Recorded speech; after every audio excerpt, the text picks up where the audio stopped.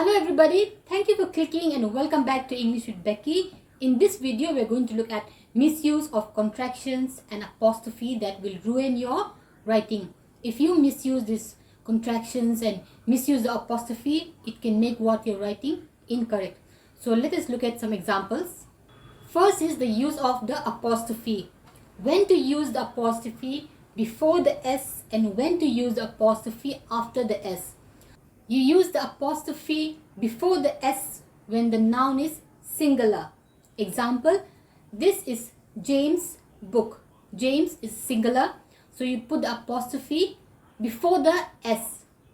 So this is James' book, apostrophe is before the S. But in plural, when the noun is plural, possessive plural, we use the apostrophe after the S. Example, Mother's Day. So here, if you put the apostrophe before the S, it means just for one mother. But Mother's Day, it's for all the mothers, right? All the mothers in the world. So it's plural. So S is already there in the word Mother's Day. So in such kind of words, we use the apostrophe after the S. Mother's Day, Father's Day, Teacher's Day. So in these words, we use the apostrophe after the S.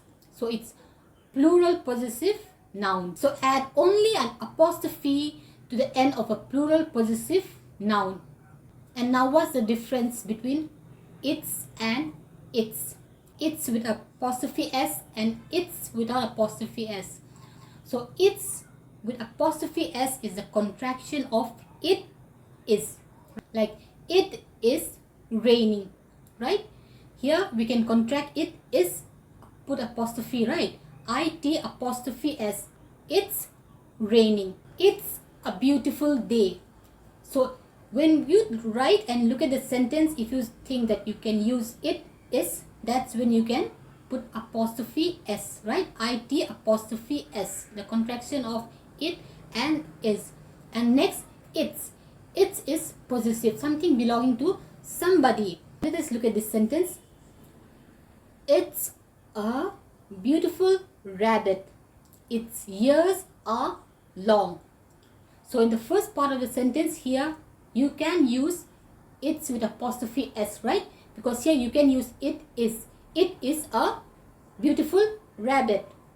But in the second part of the sentence here, if you use it's with apostrophe S, what does it mean? It will become it is. So it is ears are long. That does not make sense, right?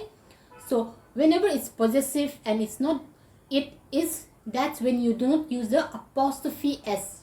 You write ITS without the apostrophe, right? So it's with apostrophe is the contraction of it is, right?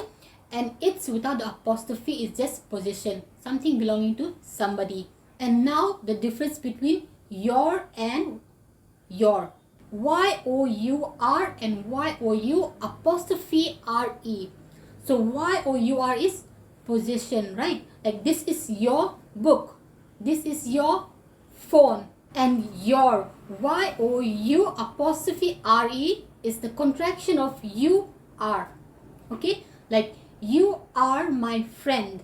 You are smart. So you are. So when you write a sentence, see if it makes sense if you're writing you are. If you are comes, that's when you can use the apostrophe. Y-O-U apostrophe R-E. You're my friend. You're smart, right? It sounds the same. This will help you when you have to write. And now the difference between T-H-E-I-R, T-H-E-Y apostrophe R-E and T-H-E-R-E. They all sound the same. But T-H-E-I-R is like a possession, right? Like example, that is their house. It belongs to them. The house belongs to them. That is their house. They are my neighbors. So they are, the contraction of they are becomes their.